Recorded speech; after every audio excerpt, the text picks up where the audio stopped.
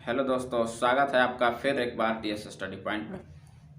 हम लोग अध्ययन कर रहे थे 12वीं फिजिक्स विषय में पहले चैप्टर विद्युत आवेश तथा विद्युत क्षेत्र के संबंध में तो हम लोगों ने अध्ययन कर लिया था। उसे आगे आज हम लोग दूसरा सीरीज शुरू कर रहे हैं।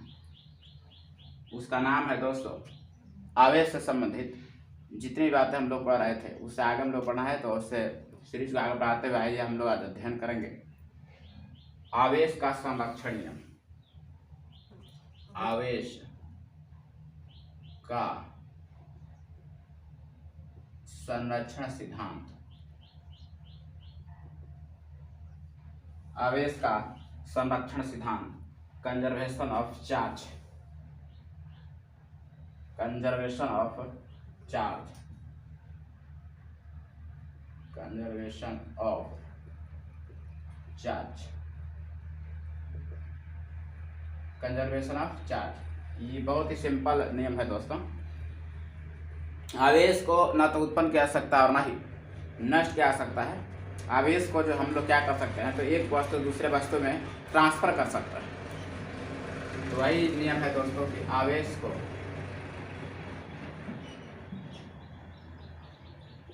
न तो उत्पन्न किया जा सकता है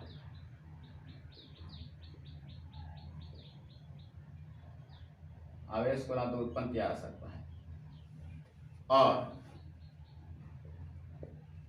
न ही नष्ट किया जा सकता, नहीं नष्ट किया जा सकता है। इसे एक वस्तु से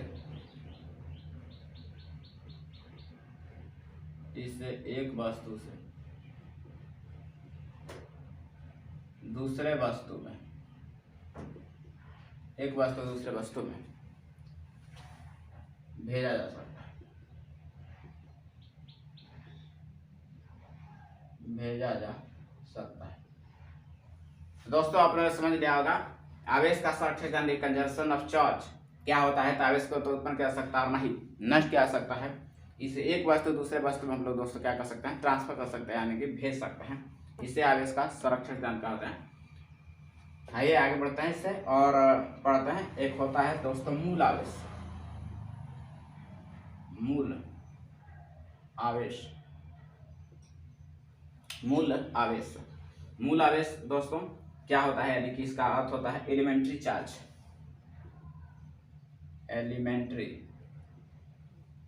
चार्ज, एलिमेंट्री चार्ज, मूल आवेश। तो बहुत सिंपल चीजें हैं दोस्तों। ये मूल आवेश क्या होता है, आवेश का जो पृथ्वी पर जितने भी आवेश है उसमें आवेश का जो सबसे छोटी मात्रा है, जितना संभव हो सकता है आवेश सबसे छोटी इकाई इतना संभव हो सकता है, उसी को जो है हम लोग मूल आवेश कहते हैं। यानी कि आवेश की न्यूनतम संभव मात्रा, आवेश की न्यूनतम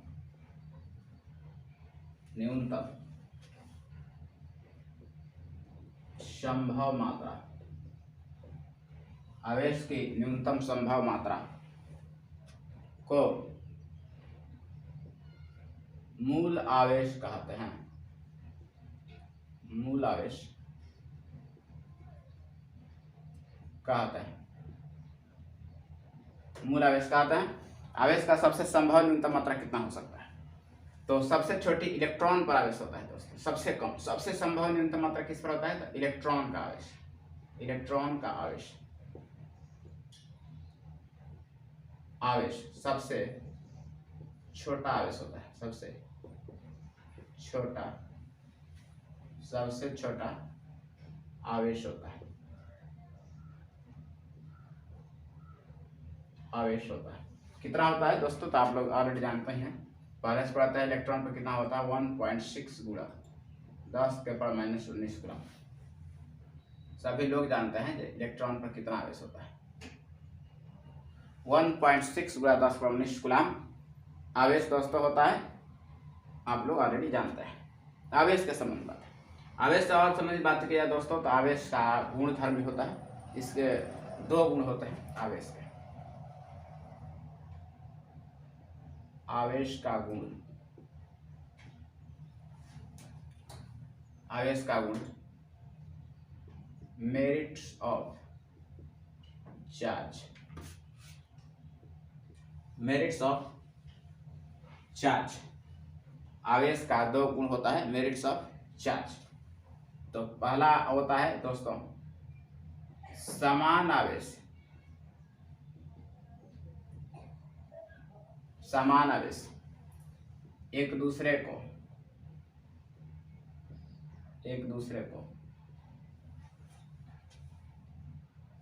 प्रतिकर्षित करते हैं,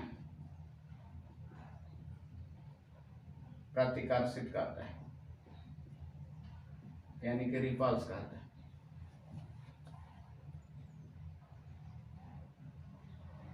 रिपल्सिव करते हैं, यानी कि रिपल्सिव करते हैं, यानी कि समान आवेश एक दूसरे को क्या करते हैं, प्रतिकर्षित करते हैं। प्रतिकर्षित करने का अर्थ है कि आप समान आवेश आएगा दोनों तो एक दूसरे क्या करेंगे, ढकेलेंगे इधर से, यानी कि प्रतिकर्षित करेंगे। जबकि असमान आवेश एक दूसरे को आकर्षित करते हैं, आकर्षित करते हैं, यानी कि अट्रैक्ट करते हैं, अट्रैक्टिव फोर्स लगाते हैं, यानी कि अट्रैक्टिव फोर्स लगाते हैं, यानी कि अट्रैक्ट करते हैं, यानी दूसरे को क्या करते हैं, अट्रैक्ट करते हैं। प्लस माइनस दोस्तों अब जब आप लाइएगा तो दोनों एक दूसरे क्या कर लेंगे, आकर्षित कर लेंगे। लेकिन जब प्लस प्लस एक चार्ज लाइएगा तो आपने खुद अनुभव किया होगा, बचपन से आप लोग खेलते आ रहे हैं चुंबक से या विद्युत जो भी चीज़ें हैं, तो जैसे भी आप उसमें लाइएगा दो समान आवेश एक दूसरे को क्या करेंगे, रिपल्स करेंगे, यानी कि एक दूसरे को ढकेलेंगे, यानी कि रिपल्स करेंगे। ठीक, तो इतने चीज़ें हम लोगों ने आवेश से संबंधित चीज़ें जो है दोस्तों हम लोग को जानना था, हम जान लिया। और आवेश के संबंध में एक वैज्ञानिक कूलाम भी थे जिन्होंने नियम दिया था, कूलाम नियम कहा जाता है, उन्होंने 1785 में नियम दिया था। ठीक, उसके संबंध में हम लोग अध्ययन करेंगे। तो आइए से हम इरेज कर लेते हैं।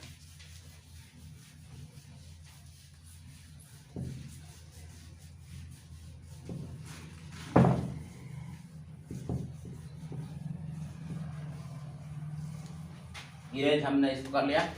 अब हम लोग का अध्ययन कर रहे हैं कूलाम्स लॉ, यानी कि कूलाम नियम, आवेश के संबंध में, आवेश के संबंध में, आवेश के संबंध में कूलाम लॉ, कूलाम नियम, कूलाम नियम, यानी कि कूलाम्स लॉ, कूलाम्स लॉ, यानी कि कूलाम नियम। दोस्तों कूलाम जो वैज्ञानिक थे उन्होंने दो बिंदु आवेशों के संबंध में नियम दिया। कब दिया? 1785 में। 1785 में उन्होंने दोस्तों क्या किया, दो बिंदु आवेशों के संबंध में एक नियम दिया जिसे कूलाम नियम कहते हैं। तो आप लोग जान गए होंगे कब दिया था, 1785 में। कूलाम जो वैज्ञानिक थे उन्होंने 1785 में दो बिंदु आवेशों के संबंध में नियम दिया जिसे कूलाम्स लॉ कहते हैं। कब दिया था? 1785 में। अब हम लोग जानते हैं कि कूलाम्स जो नियम है वो क्या होता है। तो कूलाम लॉ उन्होंने क्या दिया, तो दोस्तों बताया उन्होंने कि दो बिंदु आवेश है, इस पर एक उन्होंने क्या किया, Q1 आवेश रखा, इस पर क्या किया, Q2 आवेश रखा। दो बिंदु आवेश है, एक दूसरे से मान लीजिए r दूरी पर है, एक दूसरे से कितनी दूरी पर है, r दूरी पर है, एक दूसरे से r दूरी पर है। तो दोस्तों इनके बीच जो फोर्स लग रहा है, दो प्रकार के इस पर फोर्स दोस्तों काम करेगा। अभी हमने बताया कि इस प्रकार दो फोर्स काम करेगा, तो इस पर के जो फोर्स है इस पर प्रतिकर्षित करेगा या आकर्षित करेगा, इस प्रकार के दो फोर्स काम करेगा, यानी कि दो बल इस पर काम करेगा। यानी कि हमने बताया, कूलाम ने जो बताया कि माना कि दो आवेश Q1 तथा Q2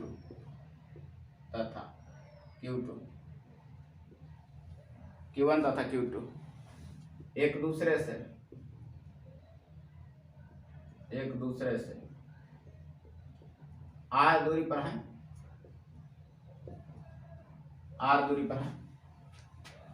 आर दूरी पर हैं, इनके बीच आकर्षण बल लगेगा या प्रतिकर्षण बल लगेगा, प्रतिकर्षण बल लगेगा। इसी पर उन्होंने बताया दो आवेश हैं Q1 और Q2 एक दूसरे आर दूरी के बीच आकर्षण प्रतिकर्षण बल लगेगा। इसी के संबंध में उन्होंने बताया दोस्तों जो उनका नियम है, क्या नियम बताया उन्होंने। तो दोस्तों उन्होंने बताया कि दो आवेश जब एक दूसरे से आर दूरी पर हैं तो दोनों आवेशों के बीच जो आकर्षण या प्रतिकर्षण बल लगता है वो आवेशों के गुणनफल के समानुपाती होता है तथा इनके बीच की दूरी के वर्ग के व्युत्क्रमानुपाती होता है। यही हम लोग का जो है दोस्तों कूलॉम नियम है, इन्होंने कूलॉम ने बताया था। यानी उनका नियम हम लिखें तो आराम से हम लोग लिख सकते हैं कि दो स्थिर बिंदु आवेशों पर लगने वाला, दो स्थिर बिंदु आवेश, दो स्थिर बिंदु आवेश पर लगने वाला आकर्षण या प्रतिकर्षण बल, आकर्षण या प्रतिकर्षण बल, आकर्षण या प्रतिकर्षण बल आवेशों के गुणनफल के समानुपाती, आवेशों के गुणनफल के समानुपाती होता है, आवेशों के गुणनफल के समानुपाती होता है तथा इनके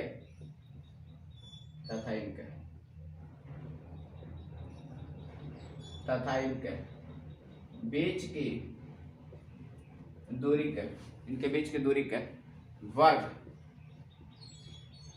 के व्युत्क्रमानुपाती होता है।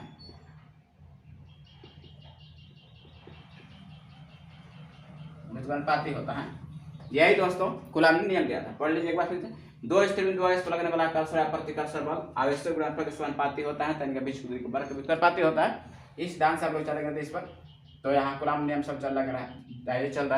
तो जो बल लग रहा है उन्होंने बताया, जो बल लग रहा है वो सीधा समानुपाती हो रहा है आवेशों के गुणनफल के, यानी कि Q1 Q2 इक्वेशन इसे हम 1 मान लेते हैं, इसका सीधा समानुपाती हो रहा है। इसके बाद दूसरा उन्होंने बात बताया, उन्होंने दूसरी बात बताया कि जो बल लग रहा है वो सीधा व्युत्क्रमानुपाती होता है बीच की दूरी के वर्ग। तो इसे हम 2 मान लेते हैं। अब हम लोग चले बाई इक्वेशन 1 और 2, एक हम 2 से अगर हम लोग दोस्तों हम लोग चले तो आ जाएगा आपका F समानुपाती Q1 Q2 by R square, इतना आ गया।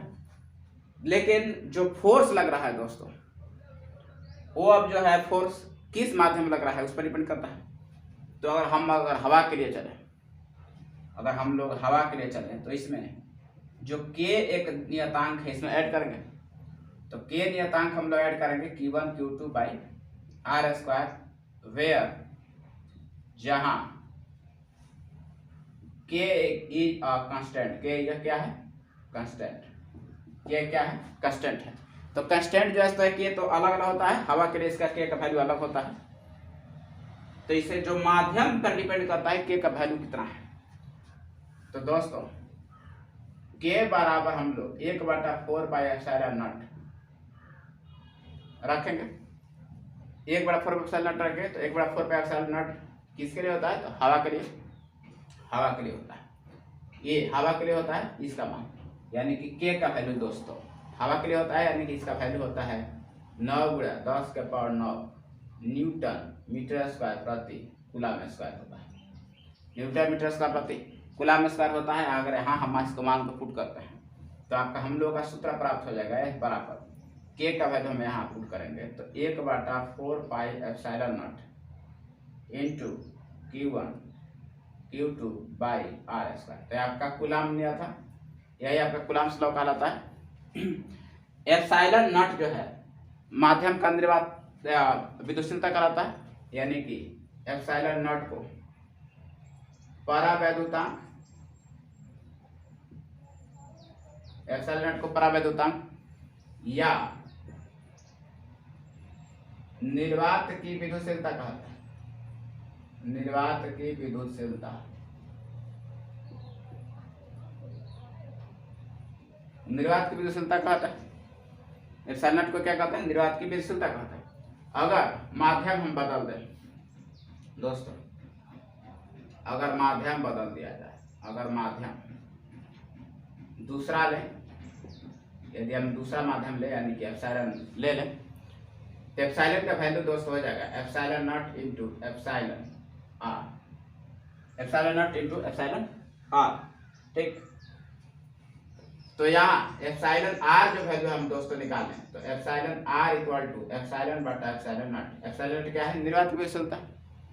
तो एप्सिलॉन नॉट की जो वैल्यू है, एप्सिलॉन नॉट निर्वात की विद्युतशीलता है, तो एप्सिलॉन नॉट में जो अन्य माध्यम आप रखते हैं उसका वैल्यू निकलेगा। तो उसका वैल्यू निकालेंगे तो एप्सिलॉन आर का वैल्यू दोस्तों हवा के लिए 1 होता है। क्या होता है? हवा के लिए क्या होता है? 1 होता है। क्या होता है? हवा के लिए क्या होता है दोस्तों? हवा के लिए 1 होता है। यही एप्सिलॉन आर का वैल्यू दोस्तों जल के लिए कितना होता है? 80 होता है। क्या होता है? 80 होता है। किसके लिए? जल के लिए। यही एप्सिलॉन का नॉट का मान दोस्तों धातु के लिए क्या होता है? अनंत होता है। धातु के लिए क्या होता है? अनंत होता है। किसके लिए होता है? धातु के लिए। धातु के लिए, धातु के लिए क्या होता है? अनंत होता है।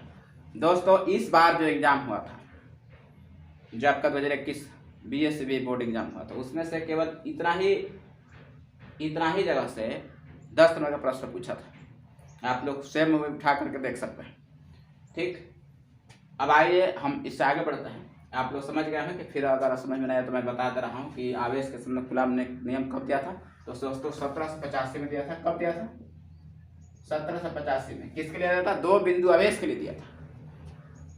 तो क्या उन्होंने नियम दिया था?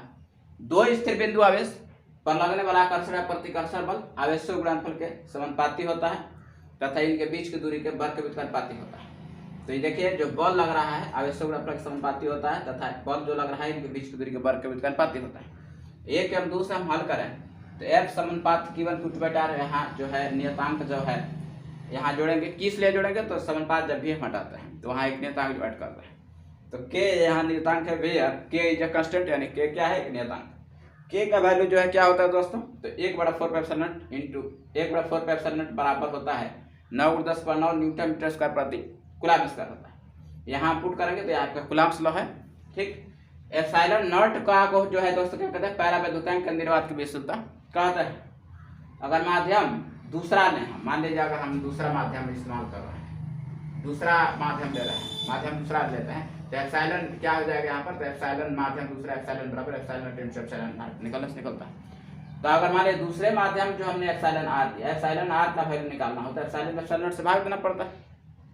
तो उस प्रकार से हम निकालते हैं। तो एप्सिलॉन आर का वैल्यू 1 होता है हवा के लिए। एप्सिलॉन आर का वैल्यू जो है दोस्तों 80 होता है जल के लिए। एप्सिलॉन आर का मान जो है अनंत होता है कि धातु के लिए, इसमें से आता है। इस पॉइंट को दोस्तों आप समझ गए होंगे। मैं इसका थोड़ा सा चर्चा करा दूं। निर्वात की विद्युतशीलता कहते हैं, परावैद्युतांक कहते हैं। इसका मात्रा क्या होता है? ठीक,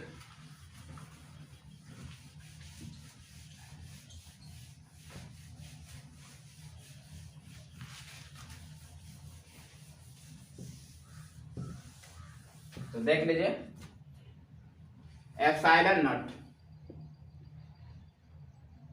जो होगा इसकी अगर हम लोग विमीय सूत्र निकालें या मात्रक निकालें तो क्या होगा? तो एप्सिलॉन नॉट को क्या कहते हैं दोस्तों? तो परावैद्युतांक। क्या कहते हैं? परावैद्युतांक कहते हैं। परावैद्युतांक कहते हैं या निर्वात की विद्युतशीलता कहते हैं। इसको अगर हम हल करें तो आइए हम हल करेंगे। 1/4π एप्सिलॉन नॉट इक्वल क्या होगा? तो 9×10⁹ न्यूटन मीटर स्क्वायर पर कूलम्ब स्क्वायर होगा, ठीक। तो इसको हम लोग हल करेंगे दोस्तों। तो तिरछा हम क्या करेंगे? क्रॉस मल्टीपल करेंगे, यानी कि 4π यहाँ आइए हम बता देता है 4 पाई एप्सिलॉन नट, 4 पाई एप्सिलॉन नट, यहाँ गुणा करेगा तो 9 गुणे 10 का पावर 9 न्यूटन मीटर स्क्वायर प्रति कूलम स्क्वायर, एक का कम एक हो जाएगा। ठीक, तो यहाँ आप लोग का क्या चाहिए एप्सिलॉन नट, तो एप्सिलॉन नट चाहिए तो आपको दोस्तों सब यहाँ पर जो मल्टीप्लाई में इधर हम तो भेज देंगे, भाग में हो जाएगा, यानी कि 9 गुणे 10 का पावर 9 जो है कहाँ चला जाएगा, भाग में, नहीं कि एक बटा में चला जाएगा। ठीक, यानी कि आपका 4 पाई 9 गुणे 10 का पावर 9 न्यूटन मीटर स्क्वायर प्रति कूलम स्क्वायर।